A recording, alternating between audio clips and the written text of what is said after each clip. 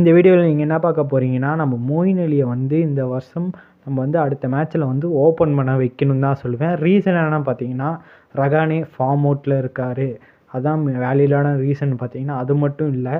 ரகானே பொறுத்த வரைக்கும் ஒரு ஸ்லோ ஸ்டார்ட் பிளேயர். எப்படி ருத்ராஜ் வந்து எடுத்தோடனே கொஞ்சம் ஸ்லோவாக ஸ்டார்ட் பண்ணிட்டு அதுக்கப்புறம் அடிக்க ஆரம்பிக்கிறாரோ, அதே மாதிரி தான் ரகானேயும் பண்ணக்கூடிய பிளேயர். ஸோ அது ஒரு பாயிண்ட் ஆஃப் வியூவாக அது வந்து நம்ம வந்து ருத்ராஜ் இருக்கனால அவர் கூட ஒரு அட்டாக்கிங் பார்ட்னராக தான் இறக்கணும். ஒன்று ரச்சின் இருக்கணும், இல்லை மோயின் அலி இருக்கணும்.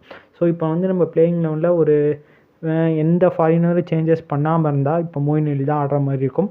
ஸோ அவரை வந்துட்டு நம்ம வந்து ஃபினிஷிங் ஆர்டரில் தான் இத்தனை மேட்சஸ் ஆட வச்சுருக்கோம். யார் ஜடேஜாக்கும் அடுத்தது தான் இவர் விளாடுறாரு பேட்டிங்கு. பவுலிங்கு அந்தளவுக்கு சான்சஸ் கொடுக்கறதில்ல. ஏதாவது ஸ்பின் பிச்சுன்னா அப்போ மட்டும் கொடுக்குறாங்க. ஸோ அதனால் என்ன பண்ணலாம், ஓப்பனிங் ஸ்டார்ட்டில் இறக்கி விடலாம். இவரை பொறுத்த வரைக்கும் டாப் ஆர்டரில் செம்மையாக குயிக்காக நல்லா நாக் ஆடுற பிளேயர் தான் இவர் மோயின் அலி. ஸோ இவர் ஏன் ட்ரை பண்ண வைக்கிறாங்கன்னா புரியல.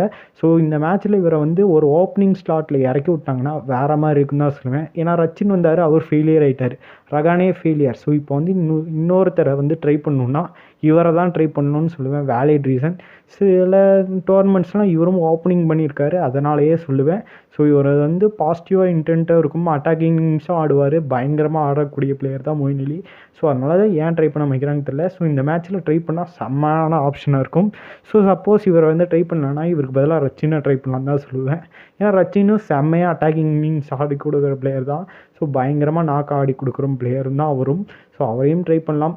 அவர் வந்து ஃபியூச்சர் நியூசிலாந்து கோட்டாட்ட தான் இருக்காது. அடுத்த வில்லியம்சன் அவர் தான் ஆக போகிறாருன்னு நினைக்கிறேன். ஸோ பார்ப்போம் என்ன நடக்க போகுதுன்னு. ஸோ இந்த வீடியோ பிடிச்சிருந்தா உங்கள் ஃப்ரெண்ட்ஸ் அண்ட் ஃபேமிலிக்கு ஷேர் பண்ணுங்கள். ஸோ மிச்சபடியாக தான் பை ஐஸ்.